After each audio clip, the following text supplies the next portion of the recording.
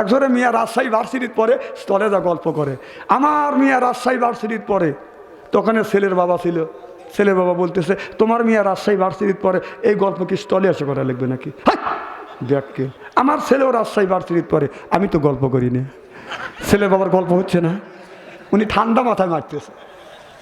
তো মিয়ার বাবা বলতেছে বেটা গল্প করার ধমকায়। তো বলতে শোনেন, এলাকায় অনেকেরই মেয়ে আছে, সবাই কিন্তু ভার্সিটিতে পড়াইতে পারে না, ঠেলা আছে। আমার মিয়া রাজশাহী ভার্সিটিতে পড়ে, মাসে লাগে 10,000 টাকা। তো ছেলের বাবা বলতেছে তোমার মিয়া রাজশাহী ভার্সিটিতে পড়ে, মাসে লাগে 10,000 টাকা, এই গল্প কি স্টলে এসে করা লাগবে নাকি? আমার ছেলে ওই ভার্সিটিতে পড়ে, মাসে লাগে 20,000 টাকা, আমি তো গল্প করিনি। ছেলের বাবার গল্প হচ্ছে না, মানে উনি ঠান্ডা মাথা মারতেছে, গল্প ঠিক মতোই করতেছে। কি মাথায়? ঠান্ডা মাথায়। তখন মিয়ার বাবা রেগে গেছে যে বেটা ধমক পাড়ার গল্প করে। শোনেন, গালগপ্পর জায়গা পাও না, তোমার ছেলে যে ক্লাসে যে ভার্সিটি, আমার মিয়া সেই ক্লাসে সেই ভার্সিটি, আমার মিয়ার লাগে মাসে 10,000 টাকা, আর তোমার ছেলের মাসে 20,000 টাকা লাগে। গালগপ্পর জায়গা পাও না, কারণ কি এত টাকা লাগে, কারণ কি? তার মিয়ার বাবা, ছেলের বাবা বলতেছে তোমার মিয়ার মাসে 10,000 টাকা লাগে, আর আমার ছেলের মাসে 20,000 টাকা লাগে। কারণ হলো এই, তোর মিয়া মিস কল দেয়, আমার ছেলে ব্যাক করে, ব্যাক করে। খাগা তুই খাবি, তাতে আমার কি? সুদের টাকা দিয়ে গরুর গোস্ত কিনে বিবির কাছে যদি দেওয়া যায়, বিবি যদি ভুনা করে দেয়, কিরকম টেস্ট লাগে? কয় ভালো লাগে, মুখ চুটকাতেছে। কিরকম ভালো লাগে না? তাহলে ওইটা হারাম জিনিস যদি হালাল মনে করে খাও, তাহলে একটা ফ্রিজ নিয়ে টয়লেটের থেকে মল তুলে এক টুকরো করে গরুর গোস্ত খাও, আর মলটা সালাদ মনে করে কেমন করে খাও না? এটা কি ঘিনে লাগতেছে নাকি? না কথা কি আমি কোরআন হাদিসের বাইরে বলতেছি নাকি? আজকে শান্তি মলম লাগা দিয়ে যাবো না। না না, সুদের থেকে দিয়ে গরুর গোস্ত খাবলা খাবলা খাইবার পারো, আর টয়লেট থেকে আপনার ওই মল তুলে চোটকা চোটকা খাইবার পারো না। তাক ডাকে নিয়ে আসলে আপনার কি মল সাফ করে কারা? মেথরের ডাকে নিয়ে আসে, তুই সাফ কর। তুই যদি গরুর গোস্ত হালাল মনে করে সুদের টাকা দিয়ে খাইবার পারিস, এটা খাওয়া তোর জন্য কোটি কোটি গুণ যায়। আল্লাহ ওই বেনামাজি ব্যক্তিকে ধরবে, বলবে বান্দা নামাজ পড়ছ। আচ্ছা, বেনামাজি ব্যক্তিকে বলবে নামাজ পড়ছ, মিথ্যা কথা বলবে আল্লাহর কাছে, বলবে আল্লাহ আমি নামাজ পড়ছি। আল্লাহ বলবে নামাজ যখন পড়ছো তুমি আমার বেহেশতে যাও। নামাজি ব্যক্তি বেহেশতের দিকে রওনা করবে, বেনামাজি ব্যক্তি এদিক তাকান, বেনামাজি ব্যক্তিকে বলবে বেহেশতে যাও, ওই 1 পা 2 পা ফেলবে, আল্লাহ নিষেধ করবে না, ও বেহেশতে যাবে। আর মনে মনে বলবে দুনিয়ায় কত আলেম ওলামা ভীতি প্রদর্শনকারী বলেছে যে নামাজ পড়বে না, আল্লাহ তাকে বেহেশতে দিবে না। আমার দাদাও জীবনে নামাজ পড়ে নাই, আমিও জীবনে নামাজ পড়ি নেই, আমার বাবাও জীবনে নামাজ পড়ে নাই, আজকে একটি মিথ্যা কথা বলে আল্লাহর জান্নাতে যাচ্ছি, কি খুশি। আমি কই আইগিয়া যা, জান্নাত তোর বাবার না। যাইতে যাইতে যাইতে যাইতে জান্নাতের দরজার সামনে গিয়ে দাঁড়াবে, যা দেখবে যে তালা জ্বলতেছে, তালা বোঝেন তো, হাত লাগাবে, নামাজি ব্যক্তি হাত লাগাবে, তালা খুলে যাবে। সুবহানাল্লাহ, এটা জোরে কর। এর মানে হলো বেহেশতে প্রবেশ করলো। বেনামাজি ব্যক্তিও তো চালাক কম না, উনি চিন্তা করে নিজেও যদি নামাজ না পড়ছি, পাবলিক পড়ছে এটা তো দেখছি। আমরা নামাজ পড়ি, কথা কন, ঠিক ওই লোক যায় চিন্তা করবে নিজেও যদি না পড়ছি নামাজ, পাবলিক পড়ছে এটাও দেখছি। ও ঠিকভাবে এইভাবে তালায় হাত লাগাবে, তালা খুলবে না, ঠক ঠক করবে, তাও খুলবে না। পাশেই থাকবে জান্নাতের পাহারাদার, ডাক দিয়ে বলবে আয়, জান্নাতের পাহারাদার। আল্লাহ বেহেশতে দিল, আবার তালা লাগা রাখলো, কি শখ। নামাজ না পড়ি বেহেশতে দিতেছে, চাবি কার কাছে দেও? ফেরেশতা বলবে চাবি আমার কাছে না, আল্লাহর কাছে। সুবহানাল্লাহ, এটা জোরে কর। এবার বান্দা বেরোতে চলে যাবে আল্লাহর কাছে, ডেকে ডেকে বলবে আল্লাহ তুমি আমারে জান্নাতে দিলে, আবার তালা লাগা রাখলা তো রাখলা, চাবিটাও তোমার কাছে রেখে দিয়েছো। বুঝছি আল্লাহ, তোমার চাবি দেওয়ার কথা মনে নাই। কত বড় চালাক বেনামাজের গোষ্ঠী। না না, আপনারা খুব ভালো। আল্লাহ বলবে বান্দারে তোমার কাছে কি আলেম ওলামা যায় নাই? বিধি প্রদর্শনকারী যায় নাই, তারা কি বলে নাই আসসালাতুল মিফতাহুল জান্নাহ, বলবে আল্লাহ গিয়েছে কিন্তু ওই তো কর্ণপাত করি নাই।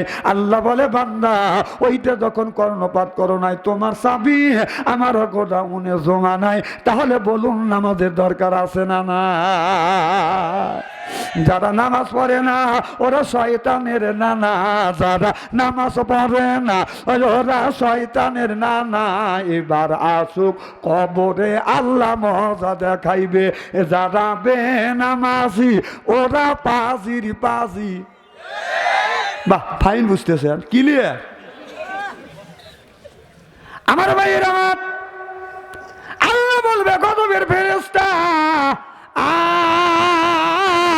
আমার বান্দা নামাজ পড়ে নাই, রোজা রাখে নাই, হজ করে নাই, জাকাত দেয় নাই, ধর আমার বান্দার ঘাড় ধর, ঘাড়ে ধরে জাহান্নামের দিকে নিয়ে যা। আল্লাহর গজবের ফেরেশতা আসবে, বান্দার ঘাড় ধরে ধরবে, জাহান্নামের দিকে বাদান নিয়ে যাবে। আল্লাহর বান্দা জাহান্নামের দিকে বাদান দিতে চায় না, মাঝে মধ্যে যাবে, আবার থমকে থমকে দাঁড়াবে। আল্লাহ বললেন ওয়াসিকাল্লাযিনা কাফারু ইলা জাহান্নামা যুমারা, ওয়াসিকা মানে হাকা, অর্থাৎ ধাক্কা মারতে মারতে জাহান্নামের দিকে নিয়ে যাবে। কথা কি বুঝতেছেন? বাংলাদেশের মানুষ সোজা কথা বোঝে না, ওর বাপ বাংলা বোঝে না, ছেলে হিন্দি গান বাজায়, মোহাব্বতে উসকে লাগে কুসি কুসি, আর ওই ছেলেরা মাথা ঝাঁকায় এরকম করে। কথা কন না, বাবা বোঝে না বাংলা, ও হিন্দি বাজায়। বাংলাদেশে 80% গাড়ির ড্রাইভাররা 5 পাস 4 পাস 8 পাস। কত কন?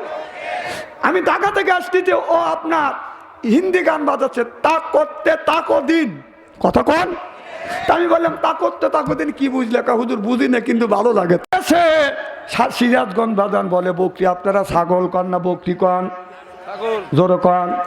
এই বকরি এমন একটা জাতি, এমন একটা প্রাণী, ডানে যাইতে গেলে বামে যায়, বামে করলে ডানে যায়, কাতাকুতো করে হাঁটা হুটো করে, সামনে যদি দেখে পানি লাগে গেল বকরির টানা টানি। এই বকরি যদি পানি দেখে চারিবার উপরে ব্যক্তি করিয়া দাঁড়ায়, সামনের দিকে যেতে চায় না, মালিক ছাড়ে না। মালিক বলে বকরি রে একটু বৃষ্টি হয়েছে, পানি হয়েছে, তাতে কি হয়েছে?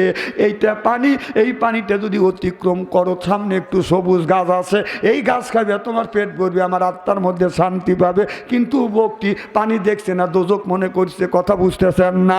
বকরি যেতে চায় না, মালিক ছাড়ে না, গলায় রশি লাগাইয়া কান ধরে যখন মালিক টান দিতে চায়, বকরি বকরিতে দেয় আর বলে ও আমার মালিক, তুমি কিন্তু প্রাইমারি স্কুলের ছাত্র, আমি কিন্তু হেডমাস্টার, খবরদার আমার গলায় রশি লাগাস না, কান ধরে ধরে টান দিস না, অপমান করিস না। বকরির বকরিতে মালিক বোঝে না, গলায় রশি লাগাইয়া কান ধরে যখন টান দিতে চায়, বকরি তখন মরণ চিৎকে দেয়, মরিয়া গেলাম। কথা বুঝতেছেন না? ঠিক জয় মানুষটা নামাজ পড়িবে না, আল্লাহ যখন জাহান্নামের দিকে বাদান নিয়ে যাবে, বাদান ওই লোকটা যেতে চায় না। আল্লাহ বললেন অসিকা মানে হাঁকাও, অর্থাৎ গুতো মারতে মারতে জাহান্নামের দিকে নিয়ে যাবে। কথা মনে হয় বুঝতেছেন না? আর একটা যুক্তি নেন, একজনের 7টা মিয়া বিয়ে দিছে, পৌষ মাসে শীতের দিনে 7টা মিয়া, আর মিয়ার জামাইকে বাড়িতে আনছে দুধ পিঠা খাওয়ানোর জন্য, রস পিঠা, দুধের পিঠ। ওই যে মুখ চটকাইতেছে, ওয়াজ করতেছি, 7 ভাইরা মিলিয়ে দুধের পিঠে খাইয়ে আপনাদের খয়ের বাগানে গেছে বাদান বাজার করবার জন্য। বাজার করিয়া বাজারে যাইয়া 10 কেজি ওজনে 2টা মাছ কিনছে। মাছ কিনিয়া 7 ভাইরা মিলিয়া আপনার 2টা মাছ কিনছে। মাছ কিনিয়া ছোট ভাইরা হলে ল্যাংড়া মানুষ, ল্যাংড়া ভাইরার গাড়ির উপরে বাদান 20 কেজি ওজনে মাছ তুলে দিছে। এদিক হলো মানুষ হলো ল্যাংড়া, তারপরে হলো বাদান 20 কেজি ওজনে মাছ। বড় 6 ভাইরার সাথে বাদান হাঁটতে পারছে না, পিছ পড়ে গেছে। পিছন থেকে ল্যাংড়া মানুষ জুকুর পারতে পারতে আসতেছে। এদিকে 7টা বোন এক জায়গা তারা আছে, বড় 6 বোন ছোট বোনকে দিকে দিছে, আমাদের স্বামী সুস্থ ভালো, কত সুন্দর করে হেঁটে আসছে, রেপ রাইট। তোমার স্বামী ল্যাংড়া হাঁটতে পারছে না, পিছ পড়ে গেছে, পিছন থেকে ঝুক্কুর পাড়তে পারতে আসতেছে। ছোট বোন দুর্বল হয় না, নিজের কাছে নিজের স্বামীকে ছোট করতে চায়, এটা বাদান চায় না। ছোট বোন বলে আমার স্বামী পিছন থেকে ঝুক্কুর পারছে না, আমার স্বামী পিছন থেকে তোমাদের 6 জনের স্বামীকে গুতা মারতে মারতে নিয়ে আসতেছে। কথা বুঝতেছেন না? আল্লাহ 1450 বছর আগে এই কথাটা কোরআনের মধ্যে আল্লাহ বলেছে, ওয়াসিকা মানে হাঁকা, অর্থাৎ গুতা মারতে মারতে জাহান্নামের দিকে নিয়ে যাবে। তাহলে নামাজের দরকার আছে না বাজান? না। আমার ভাইরা, আমার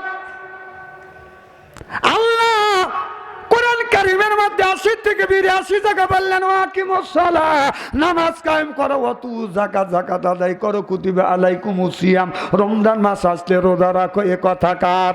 তাহলে আল্লাহ নামাজের কথা 80 থেকে 82 জায়গা বললেন, আর কুতিবা আলাইকুমুস সিয়াম, রমজান মাসে রোজার কথা একটি জায়গা আল্লাহ আপনার বলেছেন। আর জিয়াদের কথা আর কুতিবা আলাইকুমুস সিয়াম, রমজানের রোজার কথা একবার, জিয়াদের কথা আল্লাহ 350 জায়গা বাদান বলেছে। চিল্লাইয়া কন মারহাবা। অন্যায় দেখলে প্রতিবাদ করে, এ কথা কার? আপনি যখন নামাজে দাঁড়াইলেন, নামাজে দাঁড়াইয়া যখন আপনি বলতেছেন আল্লাহু আকবার, আল্লাহ মহান, আল্লাহ বড় বলে আপনি ঘোষণা করলেন, এরপরে আপনি সানা পড়িয়া নামাজের মধ্যে আপনি বলতেছেন আলহামদুলিল্লাহি রাব্বিল আলামিন।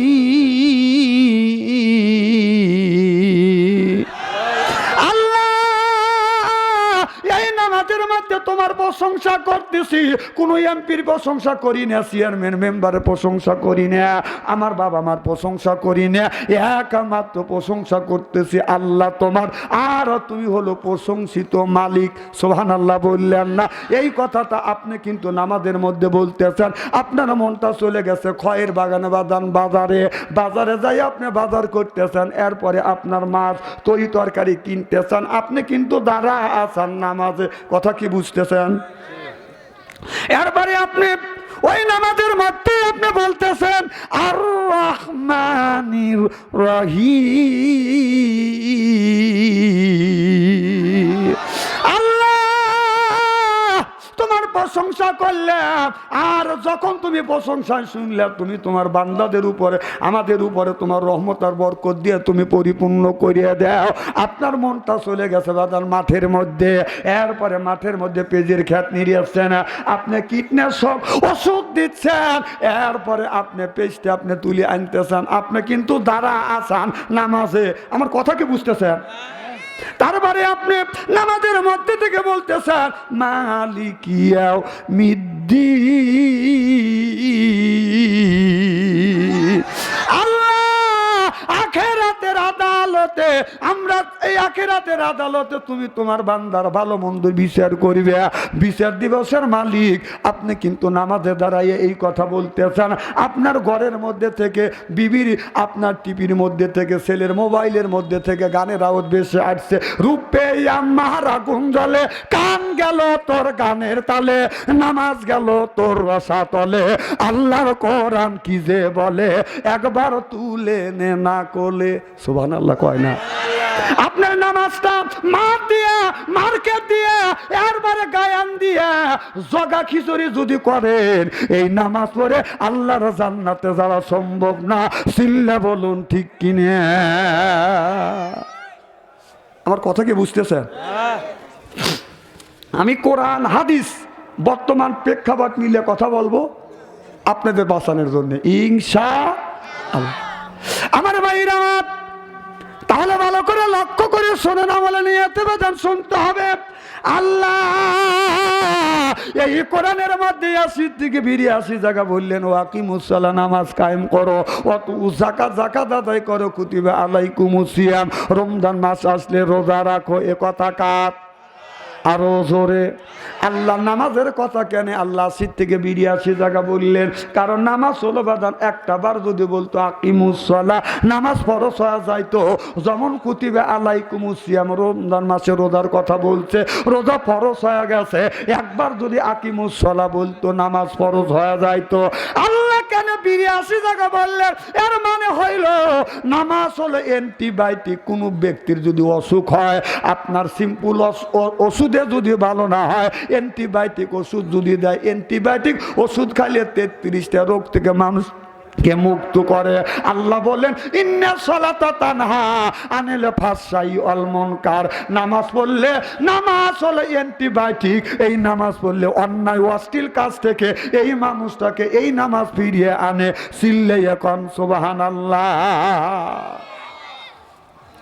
আমাদের দেশের কিছু মানুষ আছে নামাজ কোনদিন পড়ে না, কয় নামাজ যদি নাও পড়ি ইমান ঠিক আছে। এইরকম লোক আছে না নাই? মাথায় হলো বড় বড় জট, পরনে সালার শট, সিলে সেরা কাপড় পরে ল্যাংটা হয়ে হাইটিয়া যায়। কিছু মানুষ যদি কয় লোকটা ল্যাংটা কেন, কয় মাল আছে। আমাদের সিরাজগঞ্জ আমি দেখছি একজন ব্যক্তি বা দানা 22 কেজি সেকল পেঁচা রাখছে, শীত করে শোয়াইছে, আমের জুস খাওয়াচ্ছে। আমি বললাম লোকটা হলো ল্যাংটা। ল্যাংটা মানুষের তোমরা কি খাওয়াও? আমের জুস খাওয়াও কেন? ওনার ল্যাংটা। আমাকে বলো হুজুর আপনার শরীয়তের আলেম মারফত তো চোখে দেখেন না, লোকটা যদি ল্যাংটা হয় ভিতরে মাল আছে। আমি বলি মাল যা আছে তা তো দেখতেই যাও। বাড়ির পশ্চিম পাশে মন্দির, আর বেড়া যদি না থাকে ভগবানের দেখা যায়, কথা বুঝতেছেন না? আর বাড়ির আপনার পূর্ব পাশে ৩-৪ বাড়ি পরে বাদান মন্দির তুলছে। এখন আমি লক্ষ্য করে দেখলাম এই বছর মন্দির যেদিন ডুবইতে যাবে, বেড়ার কাছে যখন আসছি চা দেখি মন্দিরকে বাইরে বের করছে ডুবনের জন্য, কথা বুঝতেছেন না? আমি বললাম এই ঠেলায় কোনো লোক নাই, আমি যাই একটু ভগবানকে পান খুলে দেখি। এইরকম তো দেখি নেই, ফ্রিভাবে আজকে যা দেখবো, যায়া দেখি জায়গায় জায়গায় এক এক ভগবানকে এক এক জায়গা দাঁড় করা রাখছে, কেউ কারোর সাথে কথা কয় না, খালি এইরকম করে আসে, কথা কয় না। তারপরে ভগবানের সামনে দই দিছে, দই আর খই, ভগবান দইও খায় না খইও খায় না, এইরকম ছায়া থাকে। কি ভগবানের ধৈর্য, খায়ও না। আর আমরা 5-6 জন মোল্লাক যদি খাইবে দেয়, ডাইন পাশের মোল্লাক যদি দেয়, বাম পাশে আসার আগে এই মোল্লা শুরু করে দেয়। আর ভগবানের ধৈর্য কি, দই আর খই রয়েছে, খালি ছায়া ছায়া দেখতেছে, কিচ্ছু কয় না ভগবান। মাছি আছে 2 প্রকারের, কয় প্রকারের? কথা কয় না, কয় প্রকারের? 2 প্রকারের মাছি, একটা সাদা সাদা মাছি ছোট, আর একটা কালো মাছি বাজান মাথা মোটা, কথা বুঝতেছেন না? কোন থেকে জানি খবর পাইছে ভগবানের কাছে দই রয়েছে, বন করে উড়ে আইছে ভগবানের কানের কাছে, বন এ ভগবান তুই দই খাবি না, আমি তোর দই খাবো। যাওয়াই যে নাচছে, দইয়ের মধ্যে মুখ ডুবা দিছে, মুখের মধ্যে থেকে সুয়ের মতো কি যেন চোখা বাদান বের করে দিছে, দই খাচ্ছে আর এই রকম করে পাশা টিপ পাড়তেছে, খুব তেজ, কথা কয় না। এরপরে পেট ভরে খাবার খাইছে, দই খাইয়ে কোনো দিকে যায় না। ভগবানের আপনার ভগবানের কানের কাজ দিয়ে যায়, নাকের বগল দিয়ে যায়, কয় ভন তোর দই খাইলাম তুই কিছুই করবে পারলি না, কথা বুঝতেছেন না? আমি লক্ষ্য করে দেখলাম এক ভগবানের 10 হাত, আর এক ভগবানের 8 হাত, আর এক ভগবানের 6 হাত, আর এক ভগবানের 6-4 হাত, আর এক ভগবানের 2 হাত। আমি চিন্তা করলাম এক এক ভগবানের এক এক রকমের ক্ষমতা। নিচের দিকে ছায়া দেখি এক ভগবানের লুঙ্গি নাই। আমার কথা হলো যে ভগবান ল্যাংটা হয়ে রয়েছে, যার লুঙ্গি নাই, ও ভগবানের কাছে আসে কি আর দিবে কি? কথা কয় না, কথা কয়।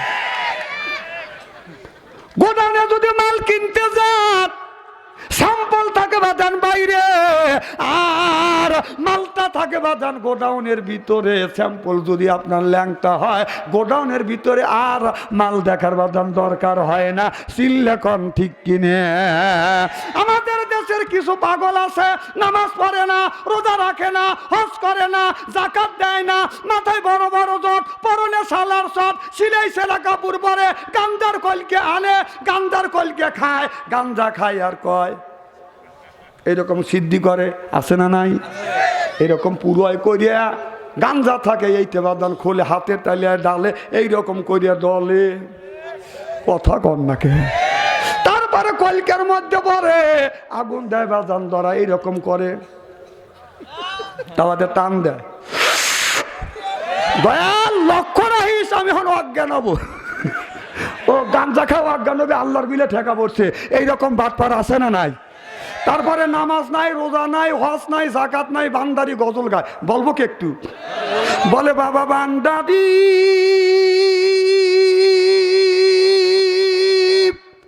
এই যে আলিফ লাম মিম 3 হরফে 30 পারা কোরআন, তার ভিতরে বান্দারি কয় বাড়ি গাড়ি পাবি।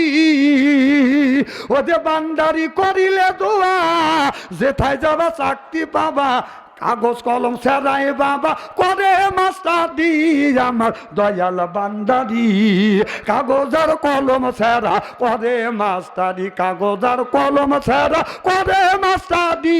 বাবা দয়াল বান্দারি বাছু আনসারি কয় অল্প দিনে তোর কপালে গুড়ি রে, তোর কপালে গুড়ি। জোর কান ঠিক কিনে ওলি আল্লাহর বাংলাদেশ, আমার তোমার বাংলাদেশ, সৈয়দুল্লাহর বাংলাদেশ, কানজাহানের বাংলাদেশ, আল্লাহর হরিরা জমিনের বুকে আছে, বুকের তাজা রক্ত বলিঙ্কের করে দিয়ে এরপরে ইসলামের মধ্যে উদ্দিন করেছে।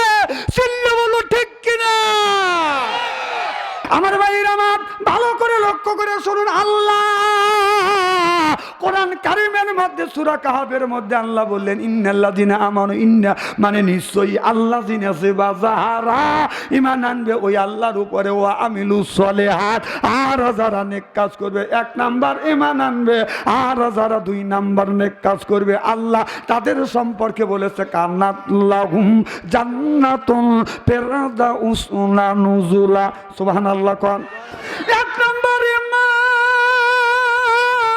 আর যারা 2 নাম্বার নেক কাজ করবে, আপনার নেক কাজের মধ্যে নামাজ আছে, রোজা আছে, হজ আছে, যাকাত আছে, কোরবানি আছে, ভালো ভালো কাজ বাদান নেক কাজের মধ্যে বাদান ঢুকে দিছে। আপনার যারা এই নেক কাজ কোনি করবে, এই মানুষগুনি যখন জান্নাতে যাবে 70,000 হুর আসবে, রিসিপশন করে জান্নাতে নিয়ে যাবে। কয় হাজার? যদি বলেন হুজুর ইন্নাল্লাযিনা আমানু, ইন্না মানে নিশ্চয়ই আল্লাযিনা যারা ঈমান আনবে ওই আল্লাহর উপরে, ওয়া আমিলুস সলিহাত আর যারা নেক কাজ করবে, 1 নাম্বার ঈমান আর 2 নাম্বার নেক কাজ করলে আল্লাহ যদি জান্নাতে দেয়, আর জান্নাতে যাওয়ার সময় যদি 70টা হুর দেয়, তাহলে বাস্তবের সাথে প্রমাণ করা লাগবে। আমি বাস্তবের সাথে প্রমাণ করে দিচ্ছি। আমাদের এলাকায়, আমাদের দেশে বাদান আপনার সিলের মাধ্যমে, ব্যালেটের মাধ্যমে যাকে চেয়ারম্যান বানায়, এমপি বানায়, মিনিস্টার বানায়, আমাদের দেশে মেম্বার চেয়ারম্যান আপনার ইলেকশনের সময় বাড়ি বাড়ি যায়, বলে আমাকে ভোট দিলে ডাকলে যারে কাছে পাই সে আমারে নয়ন ভাই, ভোট নিয়ে আর 5 বছর খবর নাই। আবার যখন ইলেকশন দাঁড়ায় তখন বাড়ি বাড়ি যা ডাক দেয়, আব্দুল সালাম ভাই আসান না? কয় কে? আমি তোমাদের চেয়ারম্যান পদপ্রার্থী। কয় 5 বছর ভোট নিয়ে 5 বছর মনে আর দেখা করো নাই, এখন ইলেকশনের সময় আবার গমে ডিস্টার্ব করবে লেগে আসছো। কয় না, আমি ভোটের লেগে আসি নাই, তোমার আব্বার সাথে আমার খুব সম্পর্ক ছিল, চলো যাই তোমার আব্বার কবর জিয়ারত করে আসি। আমার আব্বা তো মরেই নেই, 5 বছর যায় নাই। চেয়ারম্যান সাহেব কিনা আছে না, তা ওয়াজ করে সুদ পাবো নি। আমার ভাইয়ের আমার সিলের মাধ্যমে, ব্যালটের মাধ্যমে যাকে আপনার মিনিস্টার বানায়, এমপি বানায়, এখন আর সিল মারা লাগে না। এখন কি আপনারা তো আমার জেল খাটা ছাড়ছেন, আমি তো ওই কথা বলতেছি না। এখন হচ্ছে হাতে পাই টিপা টিপি, হৃদয় করে চলাচল, বাঙালির কপাল ভালো, আইলো রে এবিএন কল।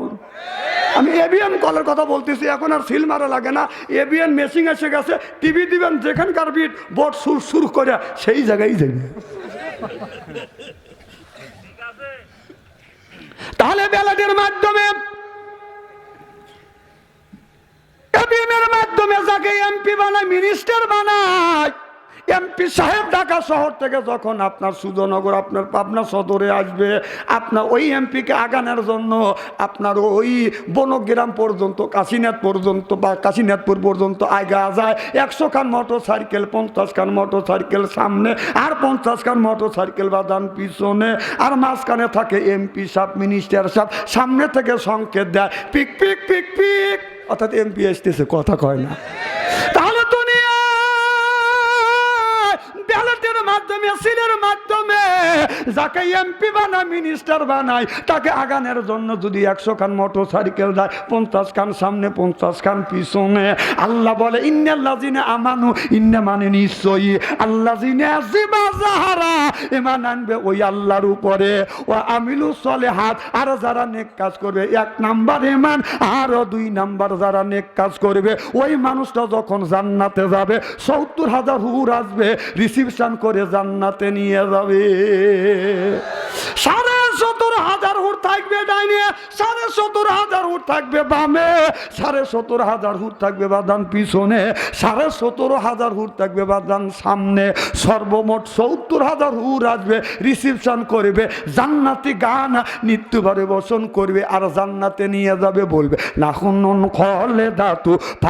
এই জান্নাতি গান জান্নাতের মানুষদেরকে যখন জান্নাতে নিয়ে যাবে, হুরের এই গান যখন গাবে, এই গানটা গাইতেই লাগবে বাদান 70,000 বছর।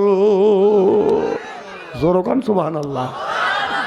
আর ওই হুর যখন জান্নাতি গান গাবে, এই জান্নাতি গান যদি কেউ মুখস্থ করে, অনেক পুরুষ আছে বাড়ি যা বইয়ের কাছে 20 বছর ধরে সংসার করতেছে, তারপরও বোর কাছে যা বলে তোর দিয়ার সংসার চলল না, আমার আর একটা বিয়ে করাই লাগবে।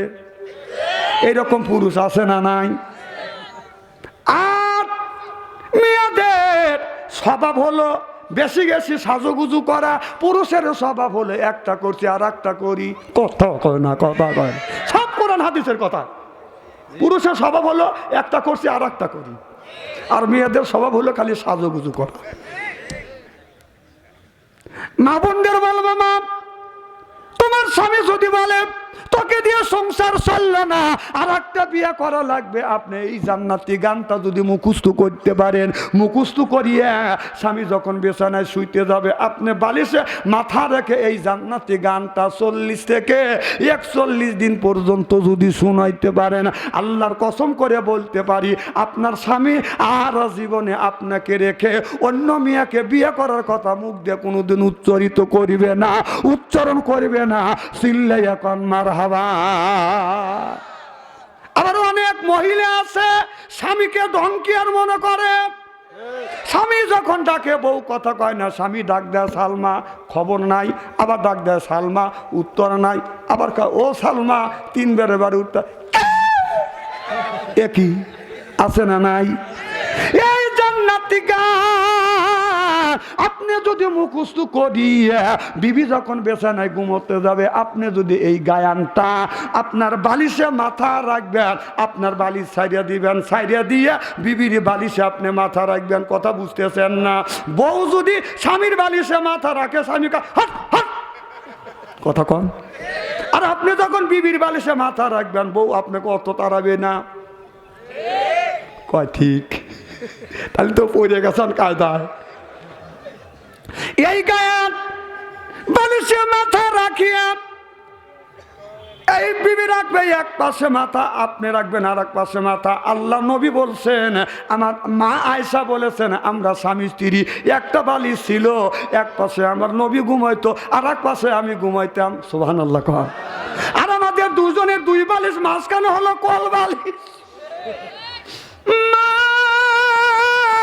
আয়েশা কয়, আমাদের বাড়িতে বড় বড় খাট ছিল না, আপনার ছোট একটা বালিশ ছিল, এই বালিশে এক পাশে আমি ঘুমাইতাম, এক পাশে আমার রসুল মাথা রাখতো, মাঝখানে বাদান আমাদের কোনো কোল বালিশ ছিল না, গায়ের সাথে গাও লাগা থাকতো। সুবহানাল্লাহ বললেন না? এই গায়ানটা 40 থেকে 41 দিন পর্যন্ত যদি শোনাইতে পারেন, আল্লাহর কসম করে বলতে পারি আপনার বিবি ওই গায়ান শুনলে, আপনার বিবি আপনাকে আগে যদি 100 আপনার 50% ভালোবাসা দিত, এই গান শোনার পরে আপনার বিবি আপনাকে 100% ভালোবাসা দিবে। সুবহানাল্লাহ বললেন না? ভালোবাসার জন্যই তো ভালোবাসা কম পায় বিদায়, এই জন্য পুরুষেরা পরকীয়া প্রেমে পড়ে। ভালোবাসা যদি ফুল দমে ভালোবাসা পাইতো, এই পুরুষ কি পরকীয়া প্রেমে যাইতো? বিবির কাছে সম্পূর্ণ মানে 100% ভালোবাসা পায় না দেখে ও ভালোবাসার জন্য অন্য জায়গা দৌড়ায়। কথা কয় না? খুব কি খারাপ লাগতেছে? নারাত তাকবীর। আমার ভাইয়েরা আমার, তাহলে ইন্নাল্লাযিনা আমানু, ইন্না মানে নিশ্চয়ই আল্লাযিনা জিবা যাহারা ঈমান আনবে ওই আল্লাহর উপরে, ও আমিলুস সলিহাত, আর যারা হাজার হুর আসবে রিসিপশন করে জান্নাতে নিয়ে যাবে। এই হুর এত সুন্দর চেহারা, এই হুর যদি কোনোদিন ভুল করিয়ে এই পৃথিবীর পানিতে যদি থুতু ফেলতো, তামাম পৃথিবীর পানিতে দুধের মতো সাদা হয়ে যাইতো।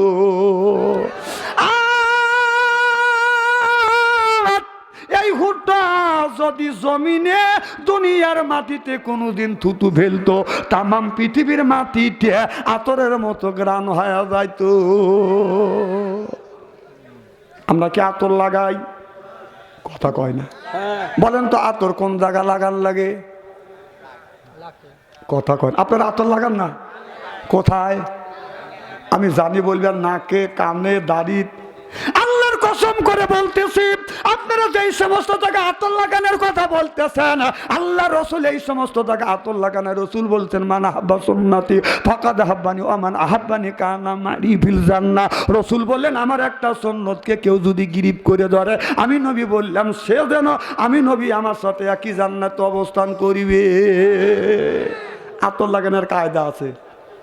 আপনি মুসলমান, আতর লাগার লাগে কোন জায়গা? রসুলের সুন্নাত তরিকায় আতর লাগা জানেন না। আপনি মানুষ নামে, মুসলমান নামে পৃথিবীতে আসা আপনার জীবন তো ব্যর্থ হয়ে গেল। আমরা মুসলমান, বাবা ছিল মুসলমান, দাদা ছিল মুসলমান, নিজেও মুসলমান। কেউ মনে করে গরুর গোস্ত খাইতে পারলে মুসলমান হয়। এখন গরুর খালি গোস্ত খায় না, গরুর খুরও খায়। কথা কি বুঝতেছে? জামাই গেছে শ্বশুর বাড়ি, কোথায়? তো পাট বোঝেন না, মাথা জাকায় রে, পাট আছে না এদিক, পাট বলেন না তো, পাট জাগ দিছে। জামাই শ্বশুর বাড়ি গেছে, শাশুড়ি বলতেছে বাজান, আব্বা, বাপ। জামাই চিন্তা করছে আমার মা তো এত সুন্দর করে ডাক দেয় না। জি আম্মা, জি আম্মা। মাক ডাকে এ মা, আব্বাক ডাকে ও আব্বা। শ্বশুর বাড়ি যা ডাক দেয়, কি আদব। আব্বা যান, আম্মা যান। আসলে কি যান? আর কথা কবেনি না। আসলে কি যান? যেই জায়গা যান সেই জায়গা নাই প্রাণ, আর যেই জায়গা নাই প্রাণ সেই জায়গা রাখে যান। মা বাবার পায়ে হাত থেকে চুমা খাইলে কেসমত খুলে যায়। সুবহানাল্লাহ জোরে কন। জীবনেও মা বাবার পায়ে হাত থেকে চুমা খায় না, শ্বশুর বাড়িতে খালি খামতা কামচি করে। নাকি আসে কোথায়, নাকি খোঁজে কোথায়, নাকি রয়েছে কোথায়, নাকি তালাশ করে কোথায়, কথা কয় না গা বাবলি।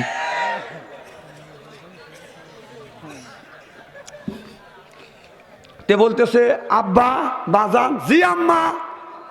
কয় বাবা তোমার শ্বশুরের অসুখ, নদীর পাপ পৌঁছে যাচ্ছে, যদি তুলে দিতে বেটা আব্বার কাজ করতে। জামাই আব্বা ডাক শুনিয়ে লম্ফ দিয়ে, কাঁচা দিয়ে, লম্ফ দিয়ে পুকুরে নেমে খালি পচা পাট ডুব পেরে বেড়ে তুলতেছে। শাশুড়ি কয় এক পামেই কাজ হয়ে গেছে। আর পাট তুলে গাতে গন্ধ বের হয় না? কথা কয় না পাবলি, গন্ধ বের হয় না? তখন শাশুড়ি চিন্তা করছে জামাই মানুষ, খয়ের বাগানে বাজারে যাবিনি, গাদে গন্ধ বের হবে না, মানুষ বলবে না কি এক শিশি আতর দিছে, যে লাখে কানে নিলেই গন্ধ দূর হওয়া যাবে নি।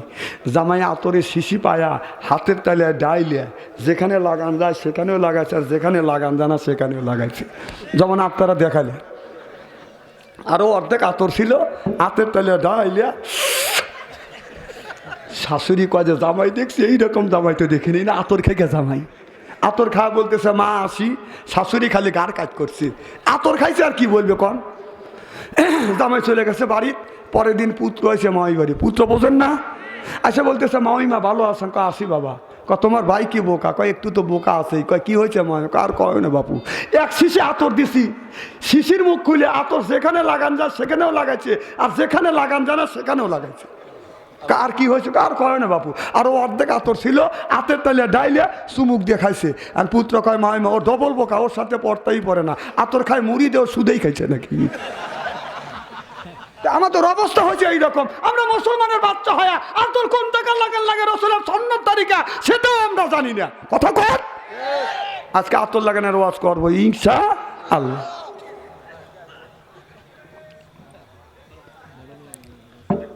মতিন ভাই টাইম কতটুকু দিচ্ছেন তাকুল আমি জানি না। মার হবা একটু জোরে কর, আহা জোরে কর মার হবা, মানে এরা কলিবার আহা আরো সই ইমানের স্পিরিট বানাও। আমার ভাইয়ের আমার ভালো করে লক্ষ্য করে শুনুন, আমাদের নিয়তে সুবহান শুনতে হবে। হযরত ওমর রাদিয়াল্লাহু তাআলা আনহু বাদান আপনার ফজরের নামাজ পড়লেন, ফজরের নামাজ পড়িয়া হযরত ওমর বাদান গ্রামে গ্রামে বাদান যাইতেন, মানুষকে জিজ্ঞাসা করতেন, ও গ্রামবাসীরা তোমরা কেমন আছো? গ্রামবাসীরা বলে, হুজুর আপনার শাসনেই, রাষ্ট্র শাসনেই আমরা রাতের বেলা ঘরে দরজা না দিয়েই ঘুমাইতে পারি। ঈশান নামাজ পড়িয়া সব মানুষ বাড়িতে যায়, অর্ধ পৃথিবীর প্রেসিডেন্ট যিনি ওমর তিনি বাদান বাড়িতে যায় না, গ্রামের মধ্যে বাদান ঢোকে, চকিদারের মধ্যে বাদান চকিদারের মতো বাদান পাহারা দেয়। সুবহানাল্লাহ বললেন না? সারা রাত কোন অবস্থায় কোন মানুষগুলো কোন অবস্থায় আছে, হযরত ওমর মানুষের কল্যাণের জন্য বাদান অবিরত কাজ করে যায়। আর আমাদের যদি মেম্বার হয়, মেম্বারের ঘুম ভাঙে বাদান সকাল 9টায়, যা যদি ডাকাডাকি করে মেম্বার সাহেব কই, মেম্বারের বউ বলে ডাকাডাকি করেন না, মেম্বার সাহেব রাত 3:30টায় এসে শুয়েছে, উজন রাতে মেম্বার কি চুরি করবে গেছিল, কত কই না। ইলেকশনের সময় হইলে অনেক মানুষ টুপি মাথায় দেয়, পাঞ্জাবি গায়ে দেয়। এই যে আমাদের ইলেকশন গেল, আমাদের দেশের আপনার দেখেন, আপনার খেলো গায়ক গায়িকা, নায়ক আর নায়িকা, কথা কয় না।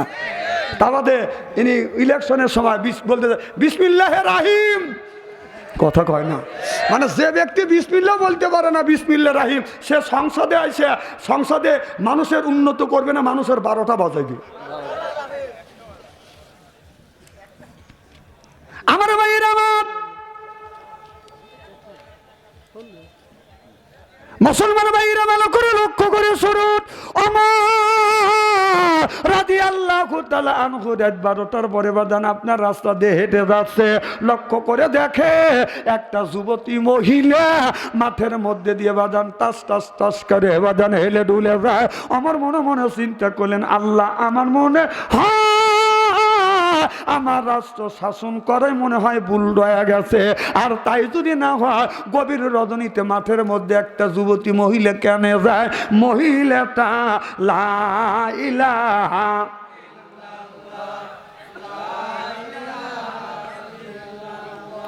লা ইলাহা এই কলে মার বান্ধবেলা, হায় কাজে লাগবে মরণ বেলা, এই কলে মার রৌশনীতে কবর হবে তোমার উজালা, লা ইলাহা। এবার হযরত ওমর চিন্তা করলো, যুবতী মহিলা আমার মেয়েটার দিকে আগা যাচ্ছে, মেয়েটা হযরত ওমরকে দেখছে, এটা যে অর্ধ পৃথিবীর প্রেসিডেন্ট, মদিনার প্রেসিডেন্ট, মেয়েটা তো দেখে নাই। মেয়েটা মনে মনে চিন্তা করতেছে, আল্লাহ ওমরের রাষ্ট্রে বসবাস করেছে, কিন্তু রাস্তা দিয়ে যাইতে কোনো যুবক কোনোদিন আমাকে আক্রমণ করে নাই। আল্লাহ আজকে একটা যুবকের ভাগে আমি পড়ে গেছি, মনে হয় আমার সতীত্ব সম্পদ আমি হারিয়ে ফেলবো। এবার মেয়েটা কান্দের বলে, আল্লাহ এই যুবকের হাত থেকে তুমি বাঁচাও, নইলে আমার ইজ্জতটা নষ্ট হয়ে যাবে। একজন মানুষের টাকা যদি হারিয়ে যায় টাকা পাওয়া যাবে, দলিল হারিয়ে গেলে দলিল পাওয়া যায়, সার্টিফিকেট হারিয়ে গেলে সার্টিফিকেট পাওয়া যায়। চরিত্র নামে কোনো সার্টিফিকেট কোনো যুবক আর যুবতী যদি একটা বারের জন্য হারিয়ে ফেলে, জীবন চলে গেলেও বাজান চরিত্র নামে সার্টিফিকেট ফিরে পাবে না। চিল্লাই এখন ঠিক কিনে? আজকে আমাদের দেশের ছেলে মেয়েদের আপনার চরিত্র চলে গেছে বাজান মোবাইলের ভিতরে, প্রেম প্রীতির জ্বালা, মোবাইলের মেলা, এখন আর চিঠি লেখা লাগে না, ছেলে সারা রাত জাগিয়া ফোনে কথা বলিয়া ও মিয়া সারারে জাগিয়া ফোনে কথা বলিয়া লেখা পড়াই আসলের ভালো লাগে না, লেখা পড়া আমি আর ভালো লাগে না। মোবাইল ফোন আসিল কি দোলা লাগিল, ফজরের ঘুম তো পোলার ভাঙলো না। পেটে বাচ্চাই থাক পরনে নাই থাক, কথা কন, পেটে বাচ্চাই থাক পরনে নাই থাক, মোবাইল সারা পোলার চলে না। মোবাইল ফোন আসিল কি দোলা লাগিল, ফজরের ঘুম তো পোলার ভাঙলো না। 1450 বছর পূর্বে রসুল বলেছে ইয়ার ফলিন বিদ্যে উঠে যাবে, এক সুরুল জাহিল, জাহিলি তো বর্ষিত হবে। সেই অবস্থা আজ বাংলার জমিনে হচ্ছে, চিল্লাইয়া কন ঠিক কিনে। হযরত ওমর মিয়াটার দিকে আগা যাচ্ছে, মিয়াটাই ওমরকে দেখে বাদান জোরে জোরে বাদান দৌড়াচ্ছে নিজের ইজ্জতকে বাঁচানোর জন্য। এবার মিয়াটা ভয়ে বাদান বসে পড়ছে। হযরত ওমর বলতেছে মা মা বলে যখন ডাক দিছে, মেয়েটা দাঁড়িয়ে গেছে। মেয়েটা মনে মনে চিন্তা করতেছে, যেই যুবকটা আমাকে মা বলে ডাক দিছে, অন্তত আমার ইজ্জতটা হেফাজত হবে, হয়তো আমার হাতের গয়না নিয়ে যাবে, কানের দুল, গলার মালা গুনি চিন্তাই করে নিয়ে যাবে, অন্তত ইজ্জতটা তো আমার বাঁচবে। এবার আমার মেয়েটার কাছে যা বলতেছে, মা তুমি কই যাইবে? এবার মেয়েটা বলে আমি যাব আপনার ওই সামনে 2-3 কিলোমিটার দূরে। এবার হযরত ওমর বলে মা গভীর রাত, গভীর রজনীতে তুমি কেন একা একা যাও? বলো হুজুর ওমরের রাষ্ট্র শাসনে আমরা স্বাধীনভাবে যাই, কোনোদিন কোনো যুবকের সামনে পড়ি না, আজকে আপনার সামনে পড়ছি। ওমর বলে মা চলো আমি তোমাকে বাড়ি পর্যন্ত আগা দিয়ে আসি। হযরত ওমর আগে আগে যায় আর মেয়েটা পিছনে পিছনে যায়।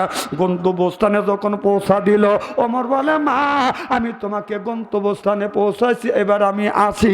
এবার মেয়েটা সঙ্গে সঙ্গে আল্লাহর কাছে হাত তুলে দোয়া করে, বলে আল্লাহ সেই ওমরকে তুমি রাষ্ট্রনায়ক বানাইছো। এই কথা যখন মেয়েটা বলছো, ওমর ব্রেক করে দাঁড়াইছে। এবার মেয়েটা বলে আল্লাহ এই ওমরকে রাষ্ট্রনায়ক থেকে বাতিল ঘোষণা করো। যেই যুবকটা মদিনার যদি রাষ্ট্রনায়ক বানাও, মদিনার মানুষ সুখে আর শান্তিতে থাকবে। চিল্লাইয়া কন মারহাবা। ওমর এই কথা শুনিয়ে ঘুরিয়ে এসে বলে মা তুমি কি হযরত ওমরকে চেনো? মেয়েটা বলে হুজুর হযরত ওমরের রাষ্ট্রে বসবাস করতেছে, কিন্তু হযরত ওমরকে আমি চিনি না। এবার হযরত ওমর বলে মা যেই ওমরের বিরোধিতা করতেছো, আল্লাহর কাছে দরখাস্ত করছো, আর যে যুবকের জন্য আল্লাহর কাছে রাষ্ট্রনায়ক হিসেবে তুমি দোয়া করতেছো, মা ছায়া দেখো মা আমি এই যুবক, আমার নাম হলো হযরত ওমর। চিল্লাইয়া কান মারহাবা। আর আমাদের দেশের চেয়ারম্যান যদি এইরকম ফাঁকা পাইতো কি করতো? ছোটবেলা দেখছি বউ যখন তালাক দেয়, হাফেজকারী মাওলানারা এইটার বাজান ফয়সালা করছে। এখন হাফেজকারী মাওলানার দরকার হয় না, আপনার মেম্বার চেয়ারম্যান ইউনিয়ন বোর্ডে বাজান ফয়সালা দেয়। কথা কন।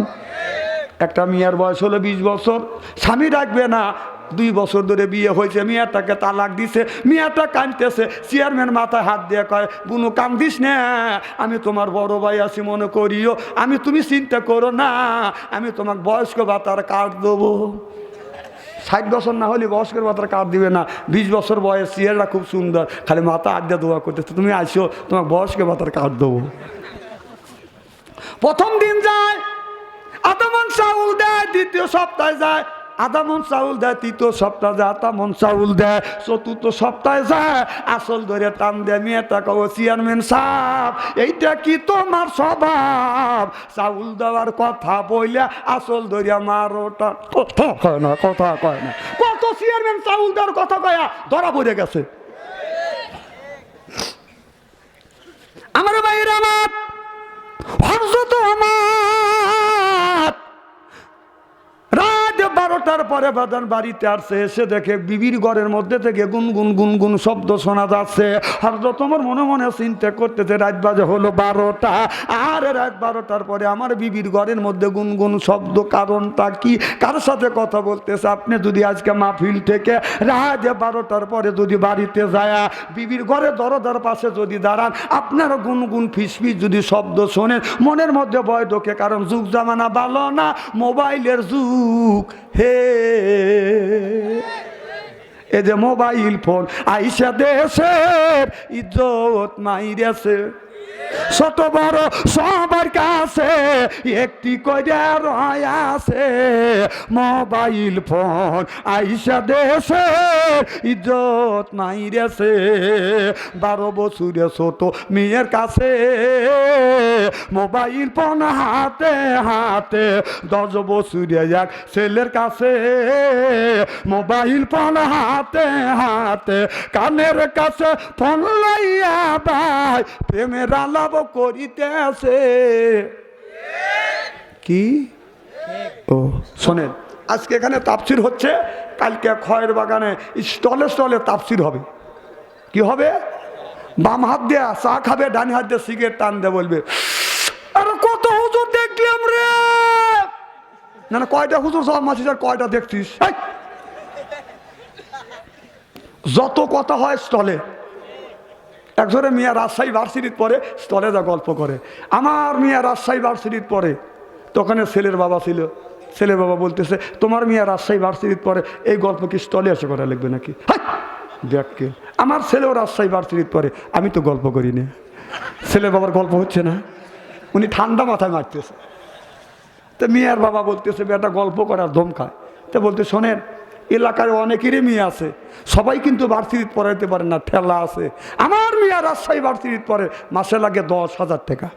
তো ছেলের বাবা বলতেছে তোমার মিয়া রাজশাহী ভার্সিটিতে পড়ে, মাসে লাগে 10,000 টাকা, এই গল্প কি স্টলে এসে করা লাগবে নাকি?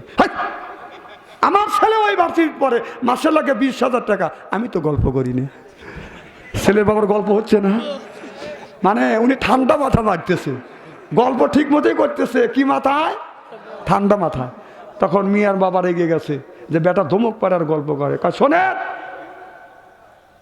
গালগপ্পর জায়গা পাও না, তোমার ছেলে যে ক্লাসে যে ভার্সিটি, আমার মিয়া সেই ক্লাসে সেই ভার্সিটি, আমার মিয়ার লাগে মাসে 10,000 টাকা, আর তোমার ছেলের মাসে 20,000 টাকা লাগে। গালগপ্পর জায়গা পাও না, কারণ কি এত টাকা লাগে, কারণ কি? তার মিয়ার বাবা, ছেলের বাবা বলতেছে তোমার মিয়ার মাসে 10,000 টাকা লাগে, আর আমার ছেলের মাসে 20,000 টাকা লাগে, কারণ হলো এই তোর মিয়া মিস কল দেয়, আমার ছেলে ব্যাক করে।